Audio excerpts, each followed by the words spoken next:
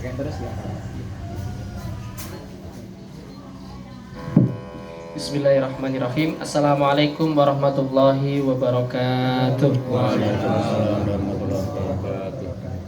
Innal hamdalillahi nahmaduhu wa nasta'inuhu wa nastaghfiruh wa na'udzu billahi min syururi anfusina wa min sayyiati a'malina. May yahdihillahu fala mudhillalah wa may yudlilhu fala hadiyalah. Asyhadu an la ilaha illallah wahdahu la syarikalah wa asyhadu anna Muhammadan 'abduhu wa rasuluh.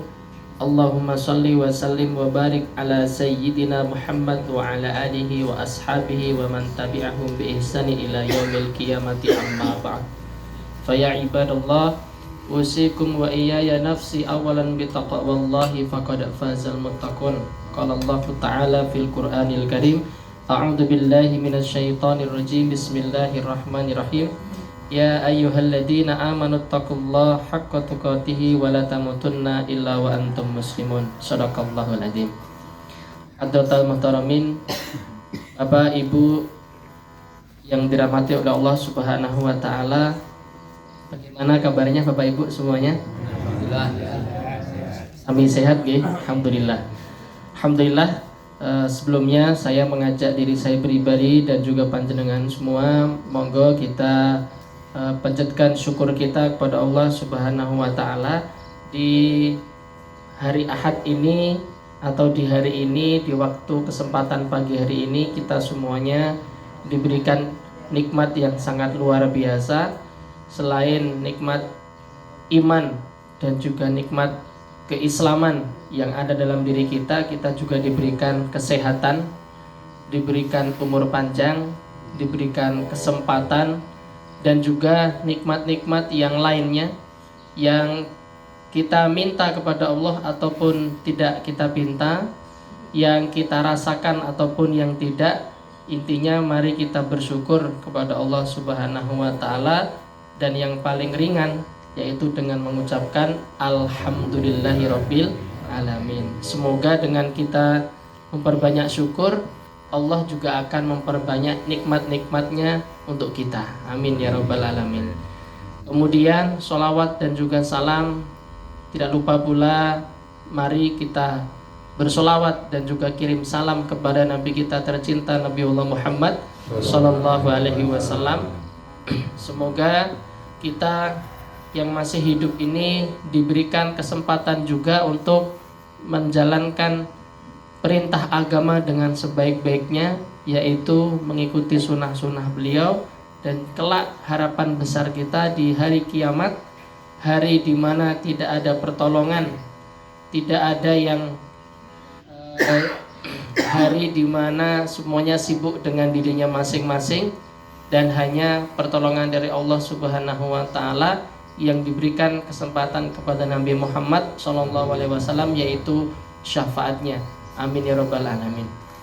Bapak Ibu yang dirahmati Allah Subhanahu wa taala, pada pagi hari ini judul materi yang akan kita bahas bersama yaitu mengubah dosa menjadi sumber pahala. Mengubah dosa menjadi sumber pahala. Pripun niku Pak? Kita berdosa tapi kok bisa berpahala ngaten niki.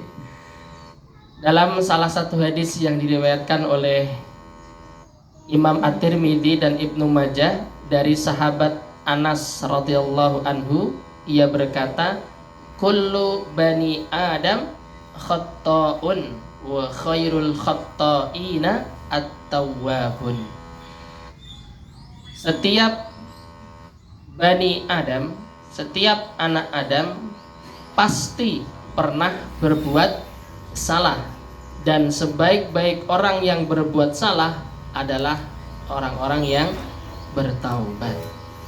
Bapak Ibu yang dirahmati Allah Subhanahu wa taala, ini hadisnya pendek, hadisnya pendek tetapi maknanya kalau diurai bisa sangat panjang. Kemudian dari situlah penulis kitab ini itu menulis mengumpulkan hadis-hadis yang sangat pendek, jawamiul kalim ngaten nggih, tetapi mempunyai makna yang sangat panjang. Nilai-nilai ruhiyah yang bisa kita ambil dari hadis di atas tadi. Yang pertama, mengapa manusia pasti berbuat salah dan dosa? Kenapa kita itu dicap dapat stempel wis pasti salah, wis pasti berdosa? Ngaten pasti nih. Bagaimana hadis yang kita baca tadi bahwa setiap anak Adam pasti pernah berbuat salah. Nah, artinya menunjukkan bahwa tidak ada seseorang pun dari kita yang terlepas dari salah dan dosa. Ketetapan ini ternyata ada hikmahnya, Bapak Ibu. Hikmah yang pertama, Allah Subhanahu wa Ta'ala menghendaki manusia menjadi makhluk yang bebas dan merdeka untuk menentukan pilihannya. Jadi kita ini manusia yang mendapatkan kesempatan untuk memilih alias merdeka. Kalaulah malaikat itu tugas pokoknya ya hanya bertasbih dan semuanya melakukan perintah Allah. Kalau kita manusia merdeka, banyak sekali pilihan-pilihan yang dimaksud. Mau kita berbuat baik silahkan, mau berbuat buruk juga silahkan, tetapi kedua-duanya tetap akan dihisap. Sedikit atau banyak tetap akan ditanya. Dapat dari mana, untuk apa, tetap akan dihisap dan ditanya. Nah ini, jadi Allah Subhanahu wa Ta'ala menghendaki kita selaku manusia itu adalah menjadi makhluk yang merdeka dan boleh memilih. Bagaimana Allah Subhanahu wa Ta'ala berfirman di dalam surat Al-Balad, dan kami telah menunjukkan kepadanya dua jalan, yaitu jalan kebajikan dan jalan kejahatan. Dalam surat Al-Balad ayat 10, Allah sudah memberikan dan juga menunjukkan dua jalan, yaitu jalan kebajikan dan kejahatan. Silahkan manusia kalian memilihnya, mengatakan. Kemudian dalam surat Asy-Syams Allah Subhanahu wa Ta'ala juga berfirman, fa'alhamaha fujuraha wa taqwaha. Allah memberikan fujur dan takwa, yaitu Allah memberikan di sana fujur itu fasik, jalan atau jiwa yang kefasikan atau dosa, dan juga ketakwaan. Ada fujur, ada takwa. Qad aflaha man zakkaha. Maka beruntunglah atau bersyukurlah atau sukses bagi orang yang zakkaha, tazkiyatun nafs, yang mensucikan dirinya. Di Allah berikan kesempatan fujur sama takwa, yang baik sama yang buruk sama yang benar. Pilih yang mana? Kemudian kalau kita pilih yang takwa, yang baik, yang benar, yang kebajikan itu, maka kita akan disucikan oleh Allah Subhanahu wa Ta'ala. Wa qad khaba man dassaha, dan rugilah orang yang mengotorinya. Jadi konsekuensinya Bapak Ibu, kadang kita manusia itu memilih yang kemaksiatan maupun ketaatan, kedurhakaan maupun ketakwaan. Jadi semuanya akan dimintai pertanggungjawaban sebagaimana pilihan kita sendiri. Yang kedua, kenapa manusia itu pasti bersalah? Agar kesempurnaan asma dan sifat Allah seperti Al-Ghafur, At-Tawwab, dan Al-Afu itu nyata, terlihat dengan jelas oleh kita. Jadi Allah Subhanahu wa Ta'ala itu memiliki nama-nama atau Asmaul Husna, yaitu Al-Ghafur yang Maha Pengampun, At-Tawwab yang menerima taubat, kemudian juga Al-Afu yaitu yang Maha memaafkan. Kalau saja manusia itu tidak pernah berbuat salah, kemudian tidak meminta maaf, memohon ampun kepada Allah, maka tidak ada gunanya Al-Ghafur, At-Tawwab, dan juga Al-Afu tadi. Tapi dengan adanya manusia itu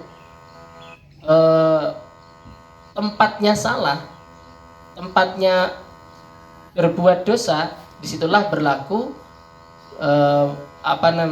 sifat Allah atau nama Allah sebagai zat yang maha pengampun saat kita berbuat dosa, dan al-afu saat kita berbuat kesalahan, Allah maha memaafkan, dan juga at-tawwab, Allah menerima taubat kita di saat kita berbuat dosa atau kesalahan. Jadi sudah Allah tetapkan begitu.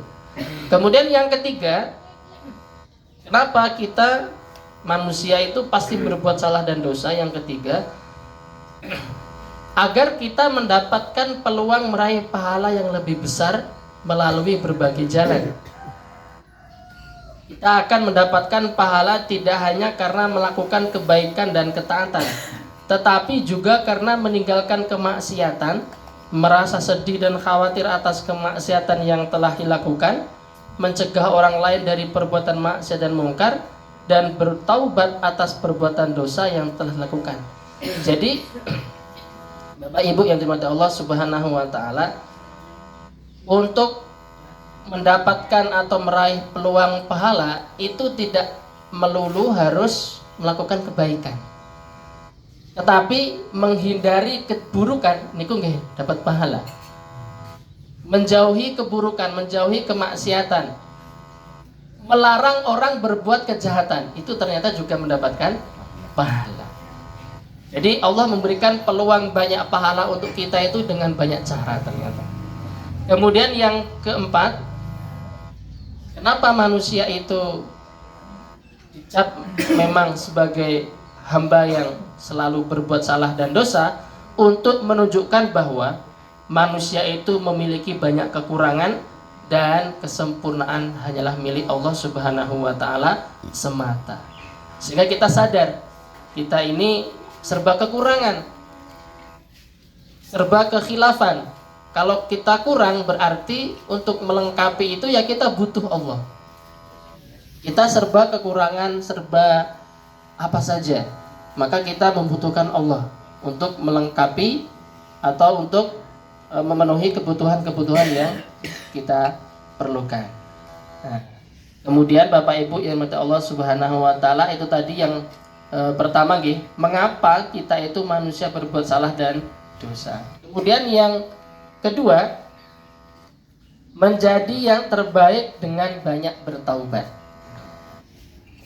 Bagaimana hadis yang tadi nggih, di awal tadi, kullu bani Adam khata'un wa khairul khata'ina at-tawwabun. Nah, kita fokusnya di at-tawwabun. Tawwabun, yaitu orang-orang yang bertobat. Kita menjadi hamba Allah yang terbaik dengan banyak bertaubat. Karena sebaik-baik orang yang berbuat salah adalah orang yang mau bertaubat. Penggalan hadis ini menunjukkan bahwa orang yang banyak bertaubat dan beristighfar kepada Allah akan menjadi orang yang terbaik. Pertimbangannya pripun? Di sini ada beberapa dasar yang menjadi pertimbangan. Yang pertama, kenapa kok kita harus bertaubat dan beristighfar? Karena bertaubat, yang pertama nih, karena bertaubat dan beristighfar itu akan menaikkan derajat kita di dunia dan akhirat. Istighfar akan menghapuskan dosa dan kesalahan seseorang jika ia memiliki dosa. Adapun jika tidak memiliki dosa dan kesalahan, istighfar itu akan menaikkan derajat kita. Saat kita berbuat salah, saat kita khilaf, kemudian kita mohon ampun kepada Allah, kita bertobat kepada Allah, dosa-dosa kita itu akan dihapus. Layaknya kalau anak kecil itu nggih Bapak Ibu nggih. Kita mengajari anak kecil itu dulu saat gambar atau nulis niku pakai pensil nggih. Biar supaya mudah dihapus. Pakai napa? Busa. Bilangnya busa setip niku nggih. Tapi saat dewasa, terlebih kita, panjenengan saya yakin nulisnya pakai bolpen. Jadi kalau misalkan salah itu susah untuk dihapus. Hapusnya kalau enggak ya dicoret-coret. Pakai tip X kesehatan Bekasi. Ganten nggih. Itu memang memberikan isyarat bahwa saat kita sudah dewasa itu ya untuk perlu kehati-hatian, jangan sampai berbuat kesalahan kata. Nah, kemudian ketika kita tidak boleh berbuat salah dan ternyata kita berbuat salah, Allah sudah memberikan solusinya, istighfar dan taubat. Saat kita berbuat salah, kita berbuat dosa, kemudian dengan istighfar dan taubat itu Allah hapus itu kesalahan tadi. Nah, ketika saat kita tidak berbuat salah, tetapi kita tetap bertaubat dan kita tetap beristighfar, kita kan gak dihapus dosanya gitu. Ternyata itu menaikkan derajat kita. Jadi dapat plus-plus Bapak Ibu nih. Kalau berbuat salah nih dihapus, kalau kita tidak berbuat salah tapi tetap beristighfar dan bertaubat, diangkat derajat kita.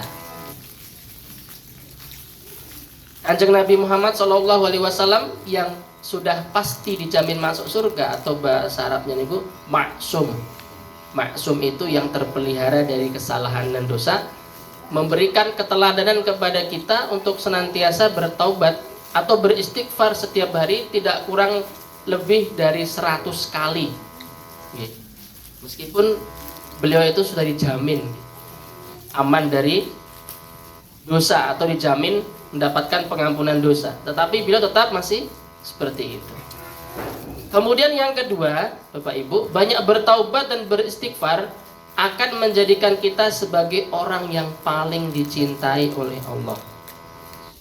Sesungguhnya Allah mencintai orang-orang yang banyak bertaubat dan mencintai orang-orang yang membersihkan diri. Innallaha yuhibbut tawwabina wa yuhibbul mutatahhirin. Innallaha yuhibbut tawwabina wa yuhibbul mutatahhirin. Allah mencintai orang yang banyak beristighfar dan juga membersihkan dirinya atau bertaubat. Kemudian yang ketiga, Bapak Ibu yang dimati Allah Subhanahu wa taala, orang yang bertaubat kepada Allah berarti ia memiliki sikap tawadhu yang sangat besar. Tawadhu niku rendah hati. Dengan ketawaduannya yang besar ini, ia akan menjadi orang yang paling tinggi kedudukannya di sisi Allah Subhanahu wa taala.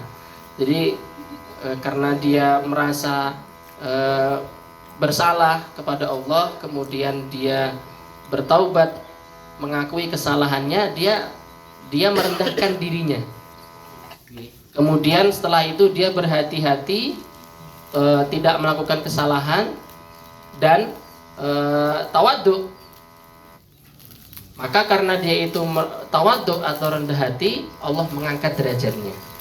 Kemudian yang keempat, seseorang yang senantiasa bertobat kepada Allah dan memperbaiki dirinya setiap kali melakukan suatu dosa, berarti ia memiliki pemahaman yang lebih luas tentang Islam. Setiap kali berdosa, bersalah, segera minta ampun dan bertaubat. Itu artinya, menurut Sayyidina Umar bin Khattab, berarti orang tersebut mengerti akan keislamannya, mengerti akan Islam, dan tidak jahiliyah. Jadi sama seperti kita, Pak. Kita berbuat salah, ngakoni kesalahan, pun ngaten, berarti kita paham. Tapi kalau wong salah ora gelem ngaku salah, suwe-suwe sapa sing iki mah lagune tak tandur pari jebul malah tuh suka teki malah. Nggih, ngaten nggih Bapak Ibu. Kemudian yang berikutnya, adab-adab ruhiyah. Adab-adab ruhiyah kita setelah kita berbuat dosa. Masya Allah, enten adabnya Bapak Ibu. Saat kita berbuat dosa, itu ada perilaku-perilaku, etika-etika yang harus kita lakukan. Sehingga apa? Saat kita berbuat dosa malah menimbulkan peluang pahala.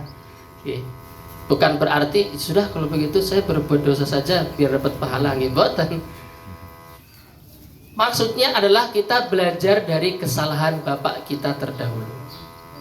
Ini nanti kisahnya adalah kisah Nabi Adam, karena tadi hadisnya adalah kullu bani Adam. Nabi Adam dan juga kisahnya iblis laknatullahi alaih.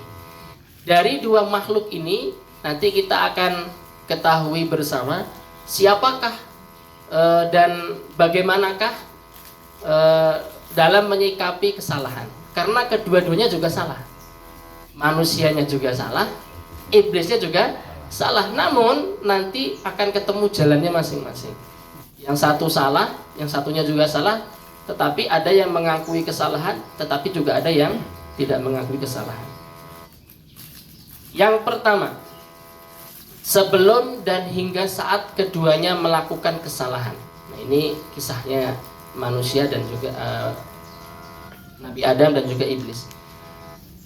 Sebelum dan hingga saat keduanya melakukan kesalahan, Adam dan iblis memiliki posisi yang hampir sama. Iblis adalah ahli ibadah yang sangat disegani di kalangan penduduk langit.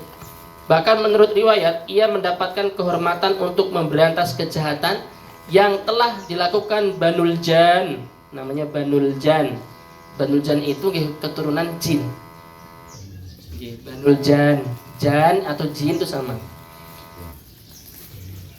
Kejahatan yang telah dilakukan Banul Jan di muka bumi sebelum Adam diciptakan. Adam juga seseorang khalifah yang mendapat amanah untuk memakmurkan bumi. Bahkan untuk menunjukkan kemuliaannya, Allah telah memerintahkan semua penduduk langit untuk bersujud kepada Adam. Jadi Adam maupun iblis itu memiliki posisi atau kedudukan yang sangat-sangat sakral semua. Semuanya pemimpin. Semuanya itu adalah pemimpin. Kemudian iblis memiliki beberapa sifat buruk. Di antaranya yang paling menonjol sifat buruk iblis adalah angkuh, sombong, dan juga ingkar. Sebagaimana firman Allah Subhanahu wa taala, ketika Allah perintahkan kepada iblis untuk bersujud, maka iblis itu aba, nggak mau, enggan. Wastakbaro, malah sombong. Ini siapa kan gitu? Dia siapa? Dia baru makhluk kemarin, diciptakan dari tanah, tiba-tiba saya suruh sujud sama dia gitu. Jadi nggak mau, aba, istikbar, sombong, angkuh. Wa kana minal kafirin. Terus kemudian akhirnya dia menjadi orang yang ingkar, memang tidak mau. Jadi itu sifat yang dimiliki iblis. Enggan, kemudian angkuh dan ingkar. Lalu Nabi Adam juga memiliki beberapa sifat. Di antaranya yang paling menonjol adalah sifat tamak, serakah, dan keinginan yang lemah, azam yang lemah, tekad yang lemah. Jadi itu ternyata memang sifat azali manusia dari sejak dahulu Nabi Adam, manusia pertama begitu Bapak. Sifatnya memang tamak, serakah, dan juga azamnya, tekadnya itu lemah. Manusia kan sukanya seperti itu. Kemudian iblis telah melakukan kesalahan dengan enggan bersujud kepada Adam ketika ia perintahkan untuk bersujud. Sedangkan Adam melakukan kesalahan juga dengan memakan buah terlarang di surga. Jangan memakan. Mendekati aja tidak boleh. Ayatnya kan tidak boleh mendekati, apalagi makannya gitu. Tapi ini ya seperti itu, dilanggar. Jadi tidak iblis, tidak manusia sama-sama melanggar. Keduanya sama-sama mendapatkan hukuman juga Bapak Ibu. Mendapatkan hukuman atas tindakan dosa atau kesalahan yang dilakukan. Iblis akhirnya dikeluarkan dari surga, dan Nabi Adam juga dikeluarkan dari surga. Jadi kedua-duanya atau dua makhluk ini ada persamaannya. Jadi sebelum dan juga hingga saat keduanya melakukan kesalahan itu sama. Kemudian yang kedua, kalau pertama tadi niku nggih, sebelum dan hingga saat keduanya melakukan kesalahan. Yang kedua, setelah keduanya melakukan kesalahan. Nah, setelah melakukan kesalahan. Kita lihat setelah melakukan kesalahan ini bagaimana responnya. Saat keduanya melakukan kesalahan, nggih, Posisi keduanya menjadi sangat berbeda. Posisi keduanya menjadi sangat berbeda. Adam mendapatkan ampunan serta meraih kebahagiaan fid dunia wal akhirah. Sebaliknya iblis justru mendapatkan kutukan dan kebinasaan kelak di akhirat. Hal ini dikarenakan karena apa? Karena Nabi Adam telah mewujudkan atau merealisasikan adab-adab ruhiyah setelah melakukan dosa. Sedangkan iblis tetap enggan, sombong, dan ingkar. Dijelaskan dalam kitab Nasaihul Ibad, Muhammad bin Ad-Dawri rahimahullah berkata, iblis celaka setelah berbuat dosa disebabkan 5 perkara. Tidak mau mengakui dosa yang telah dilakukan, kemudian tidak menyesalinya, kemudian tidak mencela dirinya atas perbuatan dosa yang dilakukan, kemudian tidak berazam untuk bertaubat, dan yang kelima berputus asa dari rahmat Allah. Saya ulangi, jadi iblis itu celaka karena 5 hal. Yang pertama, sudah tahu dosa, dikeluarkan dari surga, tetap tidak mau mengakui kesalahannya. Kemudian tidak mau menyesali. Kemudian tidak mau menyalahkan dirinya atau mencela dirinya kalau dirinya itu salah. Kemudian tidak punya niat untuk berbuat kebaikan atau merefleksi diri atau memperbaiki diri. Dan yang kelima putus asa. Ya sudah, habislah, tamat riwayatnya iblis, dikutuk. Kemudian Nabi Adam berbeda. Sedangkan Nabi Adam berbahagia setelah berbuat dosa disebabkan 5 perkara. Ia mengakui dosa yang dilakukannya, makanya kan berdoa, Rabbana dzolamna anfusana wa illam taghfir lana wa tarhamna lanakunanna minal khosirin. Rabbana, ya Tuhan kami, dzolamna anfusana, kami telah menyakiti diri kami sendiri atau mendolimi diri kami sendiri. Wa illam taghfir lana, dan jika engkau tidak mengampuni kami, lanakunanna minal khosirin, maka kami akan jadi orang yang bangkrut seperti iblis itu. Jadi saat berbuat kesalahan, mengakui kesalahannya dan tidak menyalahkan siapa-siapa, tidak menyalahkan iblis.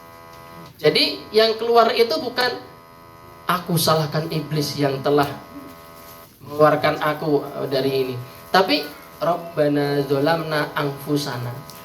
Dzolamna anfusana. Jadi ini bisa jadikan hikmah bagi kita ya Bapak Ibu, saat ada sesuatu kesalahan, yang paling pertama kita tunjuk adalah diri kita sendiri. Jangan-jangan ini kesalahan saya. Atau ketika ada persoalan dengan orang lain, meskipun yang salah orang lain, kita harus tunjuk diri kita terlebih dahulu. Dia bisa bersalah mungkin gara-gara kita juga. Jadi kembali kepada kita, Rabbana dzolamna anfusana wa illam taghfir lana wa tarhamna lanakunanna minal khosirin. Meskipun kita gak salah, yang salah orang lain, kita koreksi diri kita. Jangan-jangan dia bersalah gara-gara saya gitu. Jadi Masya Allah gitu. Itulah Nabi Adam. Dia segera merefleksi dirinya. Yang pertama yaitu mengakui kesalahannya. Kemudian sesal, menyesali. Kita setiap berbuat salah pasti nyesel. Kok begitu ya? Tahu gitu nggak begini. Saya menyesali diri sendiri. Tahu gitu nggak saya lakukan. Ya karena nggak tahu. Kalau tahu nggak mungkin dilakukan sejak awal. Karena manusia kan diberikan jalan, 2 jalan. Pilih ini atau pilih itu. Ternyata salah jalan. Ya sudah, kalau salah kembali. Kan begitu. Kemudian mencela dirinya atas perbuatan dosa yang dilakukan. Dia menyalahkan dirinya sendiri. Tidak menyalahkan siapa-siapa. Kemudian bersegera bertaubat, kemudian tidak berputus asa dari ampunan dan rahmat Allah. Karena yakin Allah Maha Ghaffar atau Ghafur, pengampun. Kemudian juga At-Tawwab, penerima taubat, dan juga Al-Afu, memaafkan. Jadi tidak putus asa. Kalau iblis ya sudah, saya kan udah dicap dan dikutuk, dikeluarkan dari surga, ya sudah. Saya ini aja gitu, nggak usah neko-neko minta belas kasih, ya sudah, sudah dicap begitu. Jadi orang yang putus asa begitu, Pak. Kata udah berbuat salah, ya sudahlah. Saya memang hidup saya udah salah begini, sudah hancur begini, ya sudah. Padahal ketika berbelok arah atau membalikkan 380 derajat untuk menjadi orang yang lebih baik atau menjadi yang lebih baik pasti bisa. Gitu. Jadi kalau yang terkungkum dengan kesalahan terus, ya aku salah, ya piye meneh gitu. Ketemu orang merasa bersalah, kemudian keesokan hari bangun tidur terngiang-ngiang kesalahannya, merasa bersalah lagi. Nanti putus asa, akhirnya bunuh diri. Makanya beberapa orang-orang yang di negara-negara maju dan berkembang seperti Jepang tetapi tidak punya iman, ketika melakukan sebuah kesalahan misalkan dalam perusahaan sudah mengakhiri hidupnya. Karena apa ya, sudah, karena kesalahan itu menurut dia sesuatu hal yang memalukan. Lebih baik hidupnya diakhiri saja daripada hidup menanggung kesalahan. Itulah kalau orang tidak beriman, ya tidak tahu tentang konsep sebagaimana yang ada dalam penjelasan kita ini. Kalau tahu saja mungkin dia bisa merubah keadaan dengan memperbaiki diri. Bapak Ibu yang dirahmati Allah Subhanahu wa taala, kemudian yang berikutnya oleh karena itu kita hendaknya mewujudkan atau merealisasikan atau melaksanakan adab-adab ruhiyah setelah terlanjur kita melakukan suatu dosa, sehingga kita mendapatkan ampunan dan meraih kebahagiaan dunia dan akhirat dari Allah Subhanahu wa taala. Kalau kita udah terlanjur berbuat dosa atau bersalah, kita masih ada kesempatan. Manusia itu karena dari awal diberikan kemerdekaan, kebebasan memilih, di akhir juga begitu. Saat berbuat dosa ya kasih pilihan juga, kesempatan, monggo sebelum ditenggorokan, sebelum dicabut nyawa. Mengakui perbuatan dosa yang telah dilakukan dengan penuh ketulusan. Nah ini tadi ya, Rabbana dzalamna anfusana wa illam taghfir lana wa tarhamna lanakunanna minal khosirin. Yang kedua, menyesali perbuatan dosa yang telah dilakukan. Nabi Adam telah menyesali perbuatan dosa yang dilakukannya. Ia senantiasa menangis. Ini ceritanya Bapak Ibu dalam kitab Atas At-Tabsirah karangan Ibnu Jauzi, saya bacakan. Mungkin Bapak Ibu baru tahu. Dalam kitab At-Tabsirah karangan Ibnu Al-Jauzi, Nabi Adam itu ketika berbuat dosa dan kemudian dikeluarkan dari surga, ditempatkan di bumi atau dunia, beliau menangis tiap pagi, tiap malam, setiap hari nangis. Bahkan disebutkan dalam suatu riwayat bahwa Wahab bin Munabbih berkata, Nabi Adam telah bersujud di sebuah gunung di India selama 100 tahun. Jadi dulu diturunkannya Nabi Adam itu di India. Kemudian Siti Hawa itu di Jeddah. Di Jeddah di Saudi Arabia. Namanya aja Jeddah. Jeddah. Ini seneng Jeddah ya, ini Jeddah kan kesukaan saya. Apalagi kalau digoreng enak banget. Jeddah atau Jaddatun itu artinya nenek. Jadi di Saudi Arabia itu, atau Bapak Ibu yang pernah umroh atau haji atau yang bismillah akan berangkat ke sana, amin ya rabbal alamin, ada sebuah daerah namanya Jeddah. Di sana juga apa Pak? Itu tempat turun naiknya pesawat itu namanya apa? Bandara gitu. Bandara. Saya ingatnya terminal terus. Karena belum naik pesawat, belum pernah. Bandara maupun yang laut ini kan apa Pak Bu? Pelabuhan itu di Jeddah itu pusatnya. Banyak yang pesawat turun di sana, di Jeddah itu. Seakan-akan mengisyaratkan, oh iya, dari mana saja jamaah itu datang, dari belahan dunia mana saja pun di situ gitu, di Jeddah. Seakan-akan ya mengisyaratkan, oh ya, Siti Hawa dulu turunkan di situ gitu.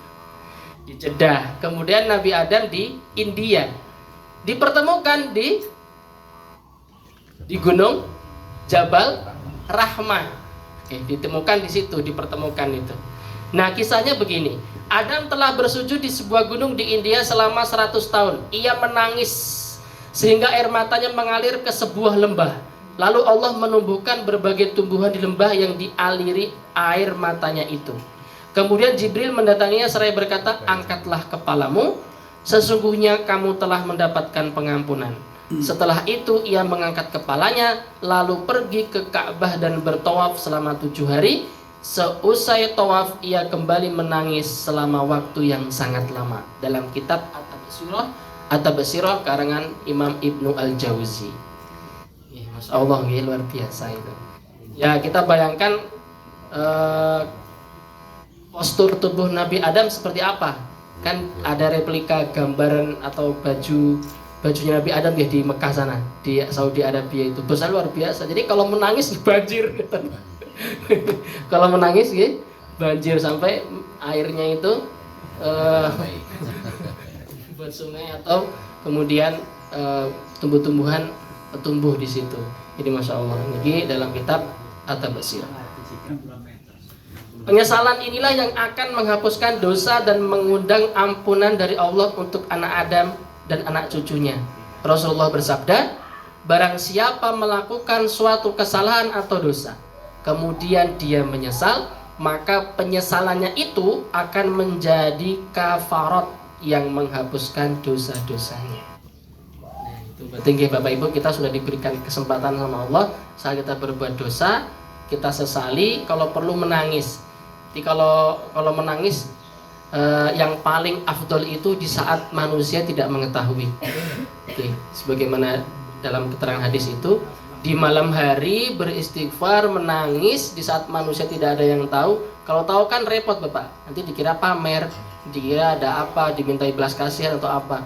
Di saat tidak ada manusia yang tahu, Bapak Ibu pasti sudah sering melakukan seperti ini, saat tahajud atau sebelum tidur merenung, berbuat dosa untuk masa lalu, meskipun sudah berlalu tapi tetap kita masih terngiang dosa. Yang penting tetap bertaubat, minta ampunan, menangis. Fafadot ainahu, kalau ada yang semacam itu, Allah akan memberikan naungan di antara, tidak ada naungan yang lain kecuali naungan Allah di hari kiamat. Itu sebagaimana firman Allah, sebagaimana hadis Nabi Muhammad SAW. Seseorang laki-laki yang menangis menyesali dosanya, fafadot ainahu, mengalir air matanya, maka riwayat yang lain mengatakan air matanya itu nanti yang akan mencegahnya dari panasnya api neraka. Selain nanti di hari kiamat mendapatkan naungan dari Allah, air matanya yang akan menjadi saksi untuk tidak disentuh atau tersentuh api neraka. Masya Allah. Kemudian yang berikutnya, iblis sama sekali tidak mau menyesalinya. Bahkan ketika ditanya Allah mengenai sebab penolakannya untuk bersujud kepada Adam dengan angkuh dan sombongnya, apa yang dikatakan iblis saat diperintahkan itu? Aku lebih baik darinya. Engkau telah menciptakan aku dari api dan menciptakan dia Adam dari tanah. Mulai sombong itu, dia nggak mau kesalahan. Kemudian yang berikutnya, mencela diri atas perbuatan dosa yang dilakukan. Nah ini demi Allah, kata Al Hasan, demi Allah itu adalah jiwa seorang mukmin. Ia tidak pernah tidak pernah terlihat melainkan senantiasa menyalahkan dirinya sendiri. Apa yang aku inginkan dengan perkataanku ini, apa yang aku inginkan dengan makananku ini, apa yang aku inginkan dengan bisikan jiwaku ini, sedangkan seorang pendurhaka tidak pernah mencela diri sendiri. Nah, ini berpikir ulang kenapa kita tidak bisa menyalahkan diri kita sendiri gitu. Diangkuh, berarti memang ada bibit-bibit dari iblis gitu. Tapi sekali lagi Bapak Ibu, ketika kita merasa bersalah, tidak boleh putus asa. Sehingga jangan sampai kesalahan itu terngiang-ngiang sampai terbawa tidak nafsu makan, tidak nyenyak dalam tidur, tidak khusyuk dalam ibadah, jangan sampai. Itu persoalan kita itu kadang ketika kita berbuat salah itu akhirnya malu terus. Apalagi kalau ada yang mengingatkan kesalahan kita, tiba-tiba kita langsung dengkluk malu gitu. Ya sudah, kita yakin kepada Allah Subhanahu wa taala karena Allah itu Al-Ghaffar, Al-Ghafur, At-Tawwab dan juga Al-Afu. Saat kita berbuat salah, kita juga sudah melalui tahapan-tahapan tadi nggih, adab-adab tadi, yaitu mengakui, menyesali, mencela diri kita sendiri, kemudian niat tekad untuk merubah diri dengan kebaikan, dan yang kelima tidak putus asa. Ya sudah, cukup niku adab-adabnya, 5 adab itu. Dan dengan ini berarti materi kita selesai Bapak Ibu, karena memang fokusnya kita melakukan sebuah kesalahan dan ada peluang mendapatkan pahala, sehingga mengubah dosa menjadi sumber pahala. Andai saja kita tidak melakukan adab-adab yang 5 tadi, mungkin dosa kita itu ya menjadikan nista, tidak berubah menjadi sumber ladang pahala. Maka mari kita bersyukur kepada Allah Subhanahu wa taala yang tetap sayang kepada kita saat kita berbuat salah, kita dikasih kesempatan. Dan menurut saya Bapak Ibu, itu adalah bagian dari doa jaminan Kanjeng Nabi Muhammad SAW. Dahulu ketika para umat Nabi terdahulu melakukan sebuah kesalahan, biasanya paling banter-banternya dihabisi semua Bapak Ibu. Bagaimana kaumnya Nabi Nuh? Hancur semua, tenggelam semua, 40 hari 40 malam. Kaumnya Nabi Nabi Nuh, kemudian Nabi Lut, kemudian Nabi Musa, Nabi Isa, dan kaum-kaum terdahulu ketika melakukan sebuah kesalahan dan tidak mau kembali ke jalan yang benar dan mengikuti nabi-nabinya, dihabiskan seketika. Nabi Muhammad boten Bapak Ibu, jangankan untuk menghabiskan, dulu saat ditawari oleh penjaga gunung di sebuah daerah bernama Taif, ketika Nabi Muhammad sedang sedih-sedihnya, ketika sedih itu healing Bapak Ibu. Sedihnya Rasul pada waktu itu, istrinya meninggal, kakeknya juga meninggal. Siapa yang tidak sedih ditinggal pasangan hidup? Apa-apa bersama gitu. Dan juga kakeknya, biasanya putu niku nek kali kakek luar biasa dekat. Bahkan cinta dan sayangnya Simbah itu kepada cucu lebih besar daripada nggak tahu kenapa Bapak Ibu luar biasa Bapak Ibu. Apa mungkin karena dulu pernah merasa bersalah ketika punya anak buat terjopeni dengan baik. Boten. Biasanya memang di mana-mana luar biasa, Simbah itu sayangnya dengan cucu itu luar biasa. Nah itu, Nabi Muhammad dihadapkan dengan hari-hari yang sangat menyedihkan. Beliau ingin mencari suasana yang baru, berdakwah di tempat yang lain, pergilah ke Taif. Ternyata berita Nabi Muhammad ingin ke Taif sudah tersebar terlebih dahulu oleh orang-orang Quraisy yang sudah memberikan fitnah-fitnah di sana. Nanti wahai orang-orang penduduk Taif, kalau ada orang mengaku-ngaku namanya Muhammad, ngaku-ngaku Nabi dan utusan Allah, jangan percaya, lempari aja batu-batu dan seterusnya itu. Datang ke sana harapan besar mendapatkan kebahagiaan, obat dari segala kesusahan atau kesedihan ditinggal oleh orang-orang tercinta dan terdekat, malah mendapatkan lemparan batu, lemparan kotoran onta, usus busuk dan seterusnya. Sedih.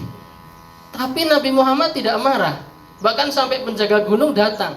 Lah pripun? Apa gunungnya diblekne mawon? Pun dikasih kesempatan seperti itu, apakah jawaban Nabi Muhammad? Jangan. Tidak. Mereka itu belum tahu. Mereka penduduk Taif itu belum tahu kalau saya itu adalah utusan Allah. Belum tahu. Taunya ya dapat fitnah-fitnah dari orang-orang itu. Sebegitunya Rasulullah pemaaf. Kemudian ternyata Bapak Ibu yang masuk Islam pada waktu itu memang bukan penduduk Taif yang bernama makhluk kasar, alias manusia. Tetapi makhluk halus dari bangsa jin berbondong-bondong malah justru masuk Islam. Dibuktikan sebagaimana firman Allah dalam surat Al-Jin. Allah sampai mengabadikan dalam Al-Quran ada satu surat namanya surat Al-Jin dalam juz 29. Itu kalau kami atau santri itu kalau ngapal surat itu bulat lagi, muter ke sana lagi. Memang nggak susah. Apa jangan-jangan banyak jinnya ngaten nggih. Mboten. Jadi pada waktu itu di Taif itu manusianya belum berbondong-bondong masuk Islam. Tetapi mereka yang berbondong-bondong masuk Islam adalah yang berbondong-bondong beriman kepada Allah dan Nabi Muhammad adalah bangsa jin. Qul uhiya ilayya annahu istama'a nafarun minal jinni faqalu inna sami'na qur'anan ajaba. Jadi saat Nabi Muhammad membaca Al-Qur'an di Taif itu ada bangsa jin yang mendengarkan, kemudian beriman, kemudian menyampaikan kepada kaumnya dan otomatis kaumnya juga ikut masuk Islam dan beriman kepada Allah dan Nabi Muhammad. Selang kemudian beberapa tahun berikutnya barulah Taif penduduknya beriman kepada Allah dan Rasulnya. Dan kalau kata Bapak Kiai saya di Cirebon itu, Bapak Ibu, setiap tahun yang berangkat haji kecuali waktu corona kemarin, penduduk Taif itu taatnya luar biasa. Ngapunten, sopir taksinya aja itu hafid Quran katanya. Termasuk cleaning service-nya atau yang suka nyapu jalan itu pun hafid Quran. Berkat doanya Kanjeng Nabi Muhammad sejak dulu dan juga memaafkannya Rasulullah itu. Maafnya Rasulullah itu membawakan hikmah. Kemudian Nabi Muhammad itu pernah berdoa supaya umatnya itu tidak diazab atau disiksa, dikutuk dengan namanya azab istiqsal. Azab istiqsal itu azab hangus seketika, tidak. Tetapi ketika umat Nabi Muhammad itu berbuat kesalahan, Allah tangguhkan atau Allah berikan kesempatan untuk bertaubat. Itu perbedaannya umatnya Nabi Muhammad dengan umat-umat terdahulu. Jadi kalau kita berbuat salah, kita berbuat dosa, nggak serta-merta Allah langsung habiskan semua. Bayangkan Pak, kalau kita satu tempat ini berbuat dosa dihabiskan semua, lah repot. Itulah kasih sayang Nabi Muhammad kepada kita yang pernah berdoa kepada Allah supaya kita berbuat salah itu tidak langsung dihabiskan semua, tapi diberikan kesempatan untuk bertaubat. Dan bagaimana cara kita berbuat saat kita melakukan sebuah kesalahan dan kita menjadikan kesalahan itu menjadi peluang pahala di sisi Allah, maka dengan adab-adab tadi. Yang pertama kita mengakui kesalahan kita, kemudian yang kedua kita menyesalinya, kemudian yang ketiga apa Bapak Ibu? Mencela diri kita. Kita salahkan betul-betul diri kita. Terus kemudian yang keempat, berazam, berniat, tekad untuk tidak mengulanginya dan berjanji untuk berbuat yang lebih baik. Dan yang kelima, tidak berputus asa. Itu adab-adab ruhiyah saat kita melakukan sebuah dosa atau kesalahan, sehingga yang tadinya kita itu berdosa, ya kita rubah dosa kita itu menjadi sumber pahala di sisi Allah Subhanahu wa taala. Maka Bapak Ibu yang dirahmati Allah Subhanahu wa taala, yang bisa kami sampaikan pada pagi hari ini menjadi motivasi atau perbaikan bagi saya dan juga panjenengan semuanya, sehingga dari hari ke hari kita lebih baik dari hari kemarin. Hari ini lebih baik daripada hari kemarin dan seterusnya. Besok juga harus lebih baik daripada hari ini, sehingga kita tidak terlaknat atau kita tidak jadi orang yang merugi. Makatan mohon maaf lahir batin, semoga bermanfaat. Subhanakallahumma wa bihamdika asyhadu an la ilaha illa anta astaghfiruka wa atubu ilaik. Wallahul muwaffiq ila aqwamit thoriq wal afa minkum. Wassalamualaikum warahmatullahi wabarakatuh.